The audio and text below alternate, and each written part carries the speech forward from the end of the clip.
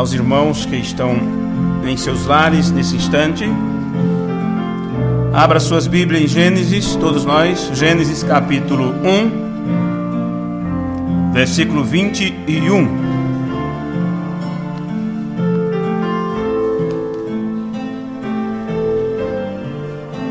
Gênesis capítulo 1.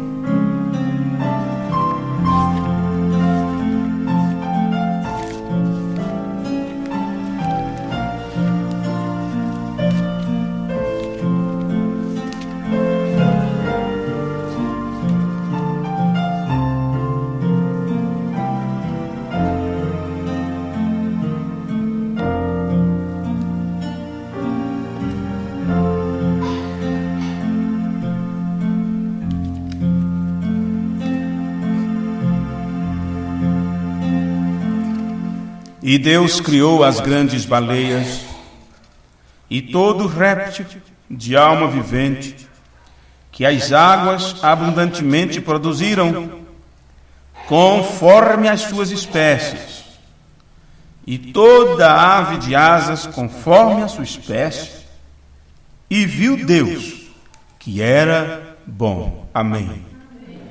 Obrigado, Senhor Deus, pela manifestação da Tua palavra, e por, neste tempo do fim, o Senhor ter se manifesto de acordo com as profecias que estava estabelecida nas Escrituras e que foi arquitetado por Ti mesmo desde antes da fundação do mundo.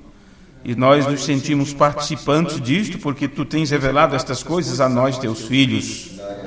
E assim como as coisas ocultas são Tuas, mas as reveladas Tu dás, Tu entrega para nós. Então, obrigado por termos uma mensagem para levar adiante. Obrigado por termos a Tua mente, por termos a Tua palavra, por termos o Teu testemunho, e que possamos aprender a cada dia a sair da frente, para que o Senhor possa ter a preeminência em nossas vidas e podermos assim ser uma ajuda para os Teus filhos. No nome amoroso de Jesus Cristo, nós oramos e Te pedimos estas coisas. Amém. Amém. Sentai-vos. Nós, no culto passado, arranhamos um pouco a superfície de um tema a respeito do propósito de Deus na criação, onde Ele disse: crescei e sede fecundo. Fecundo quer dizer crescei e multiplicai-vos.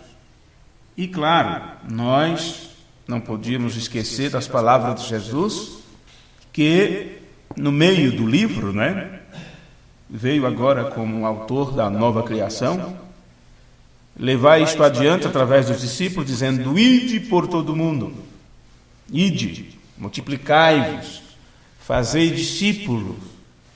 E um discípulo, ele aprende ouvindo, aos pés do que ele ensina, e ele aprende através, olhando os gestos, vendo as situações, participando de tudo.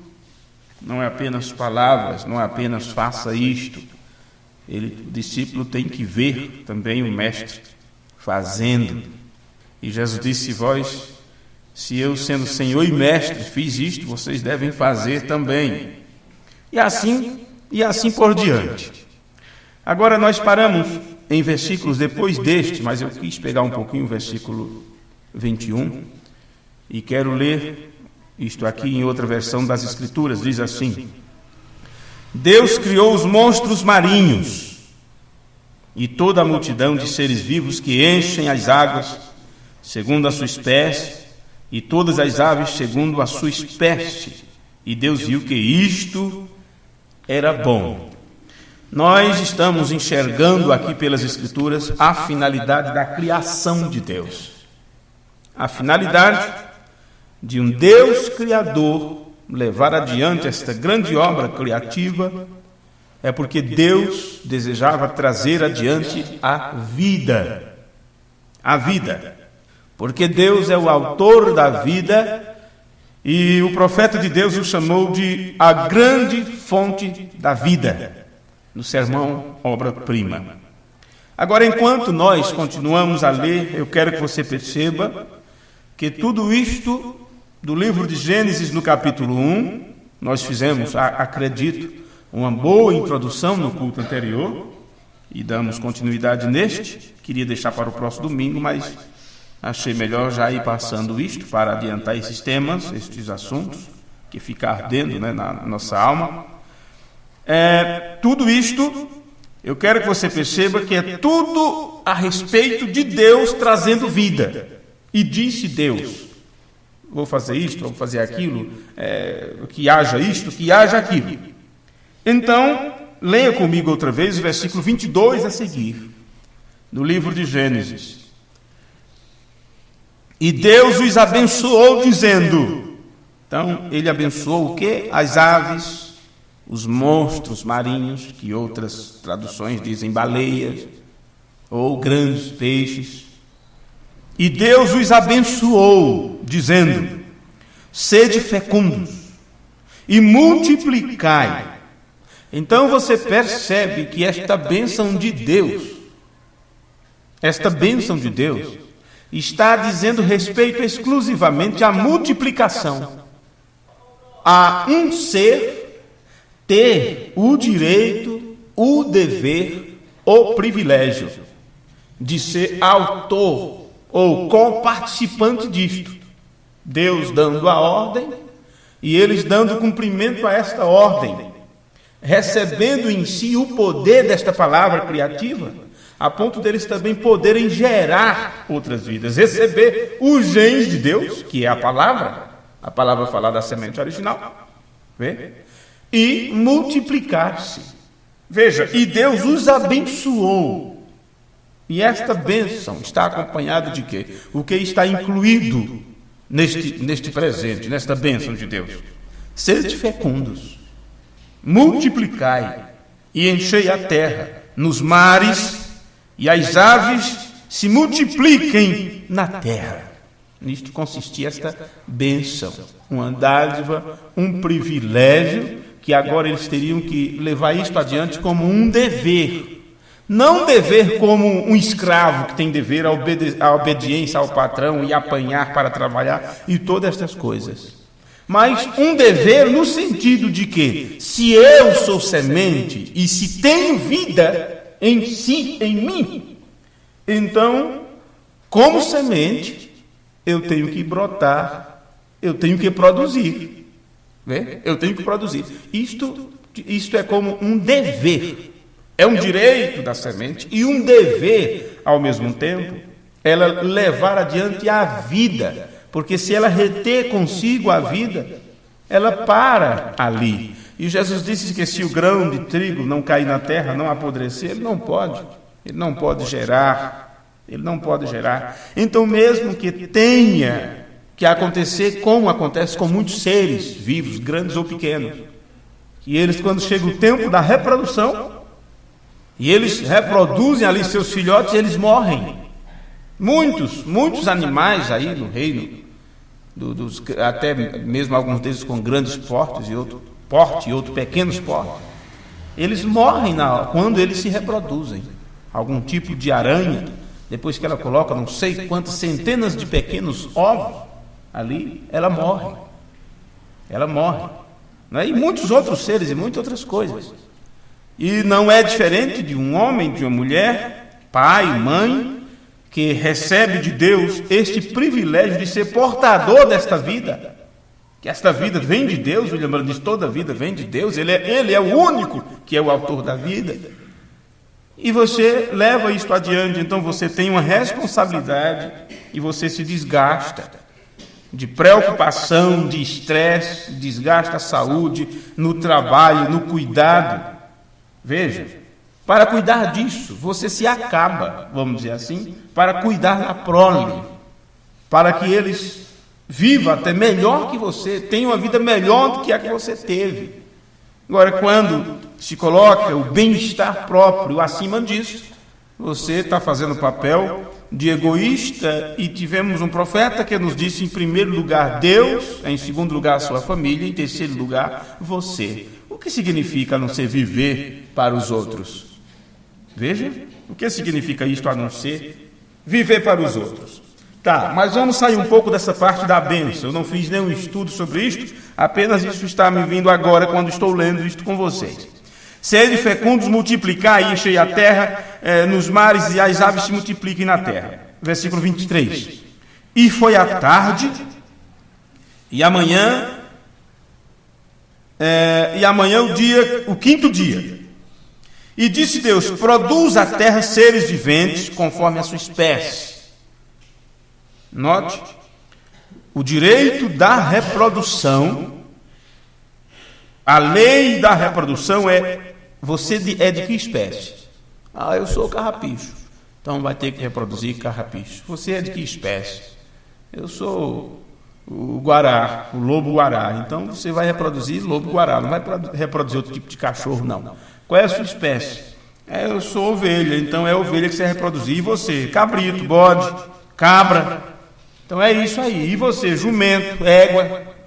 Então é isso que você reproduzir. E você? E assim sucessivamente. O que é que você é? Uma florzinha de estufa fraquinha, não pode nem tocar. Você não pode reproduzir uma coisa potente, um grande pé de cajá, o jatobazeiro. Não, vai ser essa florzinha terra.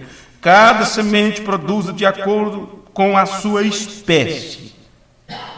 Com a sua espécie. E répteis e feras da terra conforme a sua espécie. E assim foi.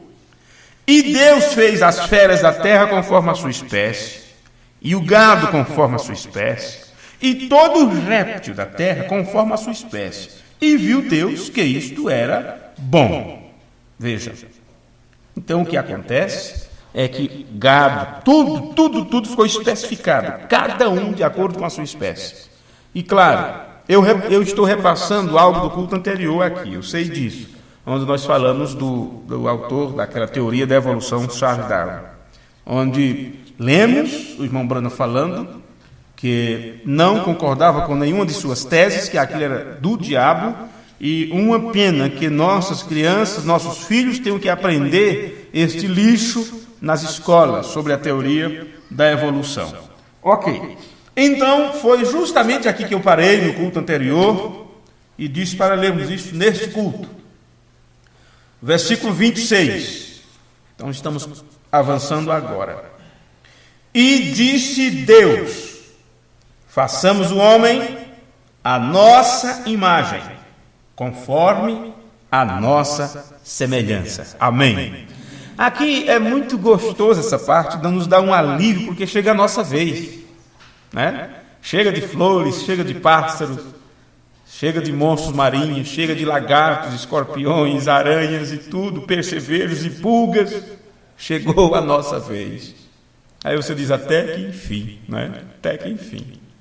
Muitas coisas passou na nossa frente, muitos bichos passou na nossa frente, muitos animais, mas chegou a nossa vez. E disse Deus: façamos o homem, isto era o sexto dia. Nós não conseguimos ver a luz do primeiro dia, do segundo dia, do terceiro e assim sucessivamente. Veja. E disse Deus: façamos o homem à nossa imagem, conforme a nossa semelhança. Então aqui nós temos agora imagem e semelhança vindo à tona. Deus, ainda que sendo invisível, porque aqui está na primeira pessoa, e disse Deus. E sabemos que a forma que Deus fez tudo isso foi através de seu Filho. Porém, até aqui, eu disse no outro culto, preste atenção a estas palavras, coloquem em negrito aí em suas vistas. E fez Deus, e disse Deus, mas como ele fez? Como ele fez? Se não chegássemos nessa parte do versículo 26, e se não tivéssemos um livro como João, principalmente o capítulo 1, e se não tivéssemos o epístola aos Hebreus, principalmente também o capítulo 1, no primeiro livro citado dizendo, nele estava a vida. Ora, a vida que estava nele, ou que Deus lhe concedeu vida, tratando-se do Filho, ele estava levando isso adiante. Todas as coisas foram feitas por ele, sem ele nada do que foi feito se fez. Então, o segundo caso que eu citei, que é Hebreus 1, Deus fez tudo através de seu Filho, né, a quem constituiu o herdeiro de tudo e por quem fez também o mundo. Então agora você percebe, antes de chegar em Gênesis 1, 26, como foi que Deus criou tudo isto. Vê? Porque lá eles estão mostrando como isto aconteceu, que Deus estava trabalhando através de seu Filho. Mas aqui, quando chega no versículo 26, é mostrado agora como tinha que... Você já não pode mais pensar em um Deus invisível, sem uma forma para ser imaginado. Porque agora nós encontramos uma imagem. Se você tem uma imagem, você sabe como que é o produto, não é? Vamos dizer assim. Como é o dono daquela imagem. Ou a que aquela imagem está... do que aquela imagem é semelhança. E disse Deus, façamos o homem à nossa imagem. Então ele agora estava falando com outro ser, e aí você percebe porque aquilo está registrado em João 1.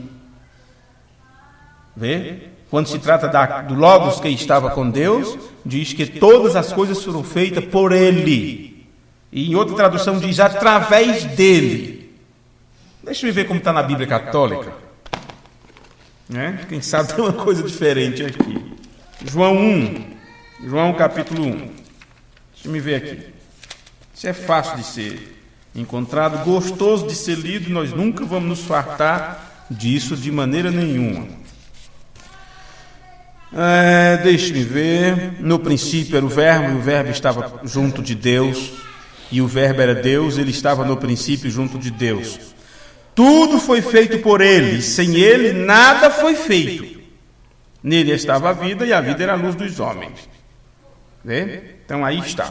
Tudo foi feito por ele, e sem ele nada foi feito. Deixe-me ver como foi que colocaram Hebreus 1, também nesta versão das Escrituras, na Bíblia Católica. Deixa-me ver aqui. Hebreus 1. As folhas são muito fininhas. Espera aí. Muitas vezes e de diversos modos, outrora falou Deus aos nossos pais pelos profetas, ultimamente nos falou por seu Filho, que constituiu o herdeiro universal, pelo qual criou todas as coisas. Pelo qual criou todas as coisas. Ok.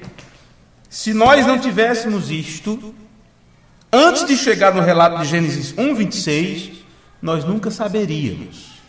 Mas tivemos um profeta que juntou estas escrituras para nós e baseou, começando aqui de Gênesis 1:26, e disse Deus, façamos o homem à nossa imagem. Aí irmão Brando diz, aqui ele está falando com outro ser. Amém. A nossa imagem. Então veja, Deus, ainda que sendo invisível, ele possuía uma forma humana, que foi refletida de maneira visível na teofania de seu Filho. De acordo com o profeta de Deus para esta era, Deus foi, portanto, o primeiro homem. Deus foi o primeiro homem. E o seu Filho, o Logos que saiu de Deus, o segundo homem. Eu estou utilizando justamente nesse meio desse versículo, neste façamos o homem à nossa imagem, conforme a nossa semelhança, e eu não vejo ocasião melhor de deixar isso registrado do que agora. Então, ambos, pai e filho, decidem fazer um terceiro homem, à sua imagem e semelhança. Então, tinha que ser um homem espírito, visto que Deus é espírito. E se Deus é espírito, e o Logos que saiu de Deus, seu filho, o primogênito, o unigênito, o único gerado daquela forma, ele tinha que estar também numa condição espírito, ou como alguns queiram chamar, uma forma teofânica. Mas tendo em vista que não havia ninguém para lavrar o solo da terra, quando o homem foi feito imagem e semelhança de Deus e também de seu Filho, porque é conforme a nossa imagem e nossa semelhança, vê? Esse homem foi feito espírito. Então o espírito não tem mãos para lavrar a terra. Não tem. Você diz, complicou isso. Nada. Irmão Brando disse, Deus não tem outras mãos a não ser as minhas e as tuas. Correto? Ele disse isto. Então, não tinha como o homem lavrar o solo, né?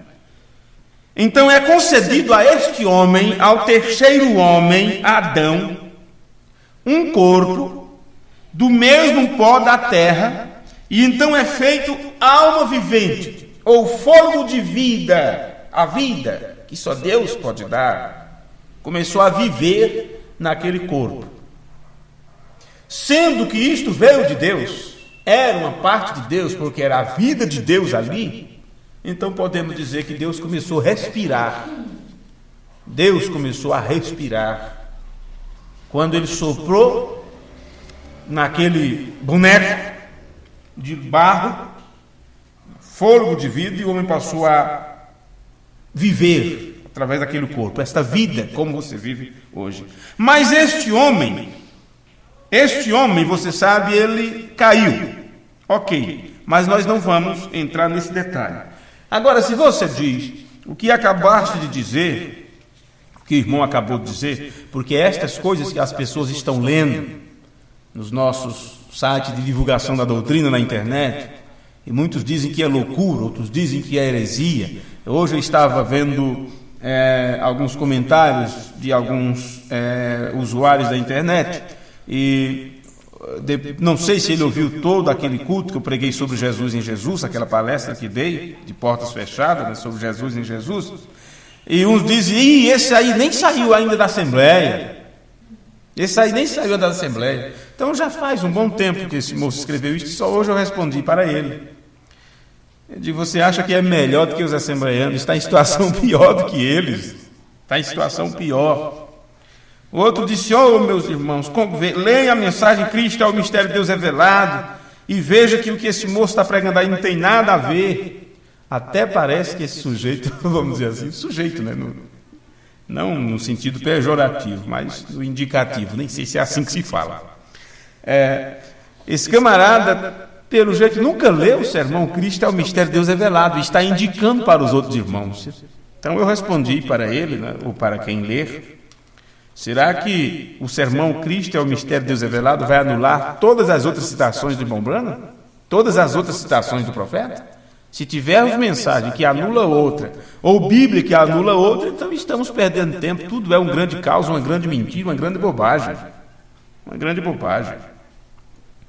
Pois bem, isto que acabei de vos dizer a respeito de Deus, Jesus e o homem, veja como está no sermão Atitude Quem é Deus, a partir do parágrafo, metade do parágrafo 18. Já que estamos dentro do plano da criação, aqui em Gênesis 1, chegando já na criação do homem. Então ele começa a criar. Agora o irmão Branham relatando Gênesis. E ele criou os peixes do mar, a vida vegetal, coloca os gados no monte. Tudo isto parecia bom para ele. Então ele disse, façamos o homem à nossa imagem, segundo a nossa semelhança. Isto é correto? Amém? Tudo bem. Então ele criou um homem. Deus era espírito. Ele teve que ser um espírito homem, criado à sua imagem. Então o homem teve que ser criado um espírito, para poder ser imagem de Deus. Ele o coloca ali na terra para guiar a vida animal e coisas e tais. Bem, não tinha homem para lavrar o solo, mas tinha homem para guiar os animais. Como era isso? Para guiar os animais, Adão não precisava de um corpo físico como o nosso. E sabe por quê? O irmão Branham diz, como o Espírito Santo deveria estar guiando a igreja hoje. Vê? Então, ele guiava os animais como o Espírito Santo guia, ou ao menos deveria. Deveríamos estar sendo guiados pelo Espírito. Vamos falar assim, bem de uma forma contundente, né? Deveríamos. Temos que ser guiados pelo Espírito. E esse Espírito, então, não precisa de um corpo físico para nos guiar. Como foi que ele guiou a Jesus de Nazaré? O Branham fala no sermão, a igreja de sua condição, aonde a pomba indicava, ele ia. Era assim que Adão cuidava, guiava os animais. Aquele era o homem. Então, quando ele o coloca, não havia homem para lavrar o solo, e ele põe nele 5 sentidos. Aí está onde os cientistas eles estão temerosos e confusos. Ele poderia ter lhe dado uma mão como a de um macaco. Deus poderia ter dado ao homem uma mão como de um macaco, e um pé como de um urso, e seja o que for que ele desejasse. Mas ele coloca o seu espírito nele e faz dele uma alma. Aí está a diferença. Nós não viemos de nenhuma vida animal, não, Senhor. Nós não somos de qualquer sentido da vida animal. Deus nos criou. Amém? Isso mesmo. Então, de qualquer forma, observe. Então ele estava aqui na terra e ele lhe deu uma companheira e assim por diante. Ele havia abençoado o companheirismo com seu pai, falando. E depois iremos fazer este segundo homem. O primeiro homem, você não pode vê-lo. Deus. O segundo homem era um halo. Como é que fala? É halo ou halo? Halo, né? Eu sempre me enrolo com isso aqui. Porque a gente mexe com outros idiomas e sempre, às vezes, o H tem som de R. Então, bem, quando eu falar assim, você já sabe. Pois bem, então deixa eu ler de novo. O primeiro homem você não pode vê-lo. Deus. O segundo homem era um halo. E agora ele toma um terceiro homem e o faz como uma pequena nuvem branca surgindo. Nós podemos vê-lo. O que é isso agora? Irmão Brana fala, um terceiro homem o faz como uma pequena nuvem branca surgindo. Nós podemos vê-lo. O Espírito Santo descendo. E ele é totalmente homem. Observe como foi que os filhos de Deus iniciaram a sua jornada aqui no planeta Terra. De Deus veio esta pequena nuvem branca surgindo.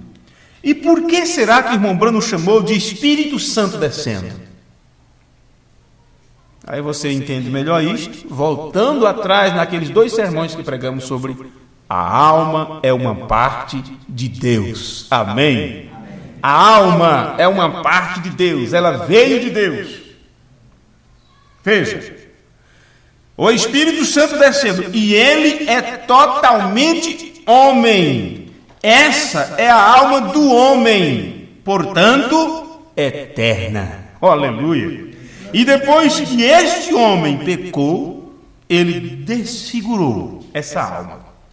Escuridão e trevas entram nela. E então Deus desceu e viveu no homem, sofreu como homem e redimiu o homem. E o Espírito Santo entra no homem e leva aquela escuridão e o pecado para longe e traz de volta para o perfeito companheirismo, uma parte de Deus. E agora, nós, pelo sangue de Cristo que nos limpa do pecado, nós nos tornamos filhos e filhas de Deus. Quem é Deus? Aquele que permaneceu lá e que rolou as estrelas de suas mãos e que rola os mundos em suas mãos e criou todas as coisas que não aparecem. Deidade é a própria deidade, e a própria deidade vive no homem. O Criador que criou os céus e a terra vive na espécie humana. Amém. Então observe, se esse Deus, Criador dos céus e da terra, vive no homem, trabalha através do homem, atua através daquele que se entrega a ponto de se tornar vaso em suas mãos, barro nas mãos do oleiro, estes podem ter domínio. Onde estávamos? Gênesis 1:26, na primeira parte do versículo. Vamos continuar? E domine sobre os peixes do mar, e sobre as aves do céu, e sobre o gado, e sobre toda a terra, e sobre todo réptil que se move sobre a terra. E criou Deus o homem à sua imagem. A imagem de Deus o criou. Homem e mulher os criou. E Deus os abençoou. Então aqui nós temos outra vez a mesma bênção dada aos animais, a mesma bênção dada aos vegetais. é também dada ao homem. E Deus os abençoou, e Deus lhe disse: frutificai e multiplicai-vos, e enchei a terra e sujeitai-a, e dominai sobre os peixes do mar, e sobre as aves do céu, e sobre todo animal que se move sobre a terra. E disse Deus: eis que vos tenho dado toda a erva que dê semente, que está sobre a face da terra, porque Ele deu para o homem, e toda a árvore em que há fruto que dê semente, ser-vos-á para mantimento. Aqui há a propagação da vida, a celebração da vida, a multiplicação da vida, células se dividindo em pares de 2, 4, 8 e assim vai. E assim como a semente, que é a palavra, ela se multiplica e leva adiante, da mesma forma a semente tem esse poder, esse dever, essa obrigação, esse privilégio. E como o homem, para poder levar adiante a vida de Deus, ele tem que se alimentar de Deus, tem que se alimentar da semente, da palavra, nem só de pão vive o homem, mas de toda palavra que sai da boca de Deus. E como essa palavra passa o céu e a terra, mas ela não passa, ela sempre estará viva, permanece para sempre, sempre estará multiplicando-se. Não há tamanho para a manifestação, multiplicação e explicação da palavra de Deus, porque estamos tratando do Deus infindável, eterno, sem princípio e sem fim. Então, do mesmo jeito, no natural, o alimento natural do homem tinha que ser também destas coisas que se reproduz. Vê? Que tenha vida. Mesmo que você pegue isto e mate, porque o homem se alimenta de substâncias mortas, mas essas substâncias vieram de sementes que se reproduzem, que têm vida. Veja. E a todo animal da terra, versículo 30. E a toda a ave dos céus, e a todo réptil da terra em que há alma vivente, toda a erva verde será para mantimento. E assim foi. E viu Deus tudo quanto tinha feito, e eis que era muito bom. Amém. E foi tarde amanhã, o dia sexto. Em seguida, você sabe que Deus descansa, porque custou algo para Deus fazer tudo isto.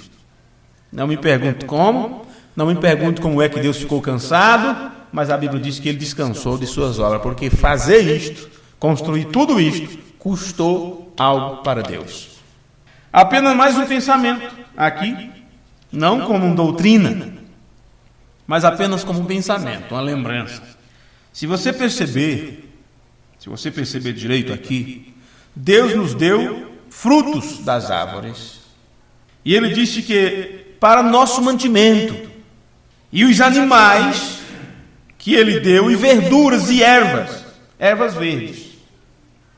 Agora, que nós chegamos nesta parte, eu não sei se talvez no outro culto nós vamos concluir mais um pouquinho. Vamos, antes de encerrar, olhar um pouco para esta lei da vida.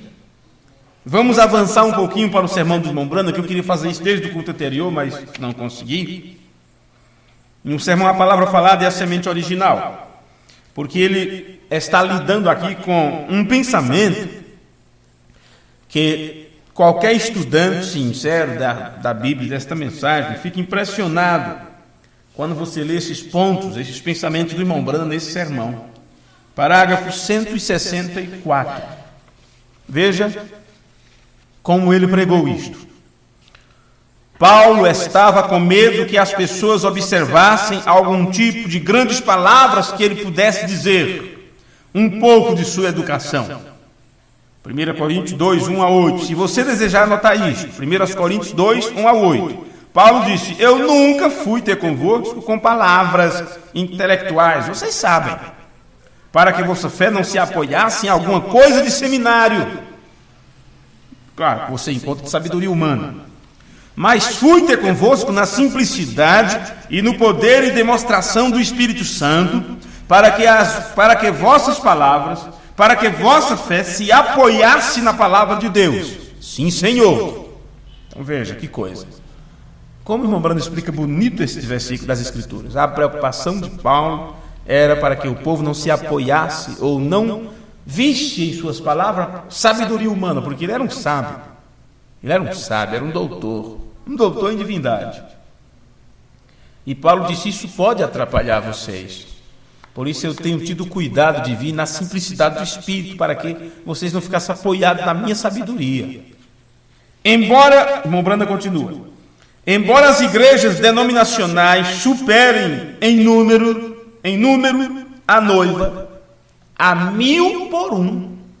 Observe, um da noiva, 1000 de outras religiões, mais um da noiva, 1000 de outras religiões. Ainda que as igrejas denominacionais superem em número a noiva a 1000 por um, você crê nisto? Você crê que a Bíblia ensina isto? Amém? São poucos. Isaías 54, 1. Ele prometeu isto, pois vocês querem que eu leia isto? Correto, vamos pegar isto. Se você deseja ver onde está isto, onde ele prometeu que eles superariam em números. Vamos voltar em Isaías 54, 1. Canta alegremente, ó estéril, que não deu à luz. Exulta de prazer com alegre canto, e exclama, tu que não tivestes dores de parto. Porque mais são os filhos da solitária do que os filhos da casada, diz o Senhor. É isto correto? Mais são os filhos da prostituta do que o da esposa casada. Claro que supera em números muitas vezes, embora sejam mais em números, eles não têm nenhum pai verdadeiro. Que coisa! Por quê? Porque a mulher de vida de livre não sabe quem é o pai de seus filhos. Vê? De quem é o pai? Sei lá. Estava até bêbada. Estava passada de droga, nem vi. E quem se importa? E quem liga? Agora, irmãos, por que nós paramos tanto nessas partes e vamos com muita calma nessas questões? Estamos aprendendo um pouquinho sobre a criação, sobre o multiplicar-vos, sobre a bênção de Deus, nessa questão da multiplicação. E se você entender da forma correta como isto acontece no natural, você poderá assumir seu papel como um portador desta vida, também no espiritual, porque vidas estão sendo geradas. E estamos nisto até que o último eleito entre e seja treinado, receba treinamento, alcance a unidade da fé, o amadurecimento, a varão perfeito. Sim, pode anotar isto aí no seu coração, na sua mente. Mas o que tem a ver isto que nós acabamos de ler aqui, neste sermão do irmão Brana? Veja, só Deus é o autor da vida. Deus é o Criador. E você viu como Deus criou tudo e chegou ao homem e deu a bênção ao homem para que ele levasse adiante, para que ele fosse agora um portador da vida. Mas você sabe que houve interferência e o maligno deturpou agora, colocou seus genes no meio. Sim. E agora o irmão Bruno está dizendo que a casada, a legitimamente casada, ela tem menos do que a outra. Mais são os filhos da prostituta do que os da que está casada. Claro que supera em número muitas vezes. Ele pegou isso lá de Isaías. Aí ele diz, embora sejam mais em números, mas de onde eles descendem? De onde eles vêm? Quem é seu pai? Quem o gerou? Se a palavra falada é a semente original, se a semente é a palavra de Deus, e esta semente palavra só pode produzir outra vez semente palavra, de onde vêm os incrédulos? De onde vêm os manufaturados? De onde vêm os ungidos dos últimos dias? De onde vêm aqueles que não creem? De onde vêm os blasfemadores? Você acha que quem que é os blasfemadores? Quem são os escarnecedores? O Salmo 1 diz, bem-aventurado o homem que não se detém no caminho dos pecadores, não é assim? nem se assenta na roda dos escarnecedores. Quem são essas pessoas? Como vamos aplicar isto? Agora você não pode se assentar mais num restaurante para almoçar, porque está cheio de pecadores lá dentro. Aí você não vai caminhar por nenhum desses caminhos para não cruzar com nenhum blasfemador. Será que é isto? E Jesus? Se assentou na roda dos escarnecedores ou não se assentou? Se você fosse aplicar desta forma, como você é acostumado a aplicar hoje essa questão da Bíblia, Jesus se assentou ou não com pecadores, com prostitutas, com ladrões, com publicanos? Então o que acontece? Do que se trata tudo isto? Quem são os blasfemadores? Quem são os escarnecedores? Quem são esses infiéis? Quem são estes ímpios? Descartem esta humanidade perdida. Descarta esta humanidade que está indo a passos largos para o inferno. O problema não é eles. O empecilho não é eles. O problema está naqueles que estão juntos, naqueles que dizem que crer, naqueles que dizem que são, naqueles que, como no tempo de Jesus, se autotitulavam os detentores do poder, da fé, do ensino, da lei, dos profetas e assim sucessivamente. Quem escarneceria da doutrina nos últimos dias? Quem seriam os escarnecedores da palavra nos últimos dias? Está aí, boas perguntas. Embora sejam mais em número, eles não têm nenhum Pai verdadeiro. Por isso que não conhece ao Deus verdadeiro, que te conheça a ti só como o único Deus verdadeiro, e a Jesus Cristo, aquele que estava lá no princípio, lá na eternidade passada, aquele com quem Deus diz façamos o homem, aquele que sabe a sua qualidade de filho e sempre reconheceu Deus como seu Pai, aquele que nos ensinou quem somos, o que Deus é, o que Ele é nosso, e de dizer a meus irmãos, não me envergonho de chamá-los de irmão, vai e dize a meus irmãos, meu Deus e vosso Deus, meu Pai e vosso Pai, que te conheça a ti só como o único Deus verdadeiro, e a Jesus Cristo a quem enviaste. Embora sejam mais em número, eles não têm nenhum Pai verdadeiro. Agora os tipos denominacionais são representados em Judas 8. Esta é a igreja secular. São nuvens sem águas. Judas 8 ao 13. São nuvens sem águas, espumando a sua própria vergonha. A igreja pentecostal é representada por aquele grupo denominacional de 2 Timóteo 3, 1 ao 8, tendo forma de santidade. Sua semente produz conforme sua espécie. Mas semente que veio de Deus, que descende de Deus, terá que produzir espécie palavra. Não tem outro jeito, não tem outra forma. Não podemos nos enganar a nós mesmos nem a quem quer que seja. Eu gostaria de encerrar por aqui para continuar sobre esta parte. Muitos, mas sem saber quem são seus pais, vamos deixar para a continuidade do próximo culto, porque aí você poderá ver quem está gerando quem e o quê. E o quê? Porque cada semente só pode reproduzir aquilo que está dentro dela. Vamos colocar de pé. Obrigado, Deus, por este dia, por esta noite, pelo privilégio que Tu nos concede de estarmos aqui, mesmo sem merecermos, ouvindo e falando sobre a Tua palavra. Obrigado pelos irmãos que tem nos dado por este mundo afora, neste país, em países vizinhos, no mundo todo. Todos os nossos irmãos e irmãs, aqueles que oram por nós, aqueles que nos incluem em suas orações, mesmo sem saber da nossa existência. E é assim como fazemos agora, pedindo ao Senhor, que o Senhor ajude todos os nossos companheiros ao redor do mundo, que todos sejam ajudados e abençoados por Ti, que o Senhor nos tome pela mão como um grande Pai que Tu és, e nos conduza, Senhor, por este vale afora, que Tu possas caminhar ao nosso lado, não porque merecemos isto, mas porque Tu sempre queres ter companheirismo com os Teus filhos, como disseste para o William Branham naquela tempestade. Quando ele parou aquela tempestade em Teu nome, Tu disseste, por que não caminha comigo um pouco? Ajuda-nos, Pai, que possamos caminhar na luz da Tua presença. Que esta palavra possa nos trazer vida. e vida com abundante. No nome de Jesus Cristo, te pedimos. Amém.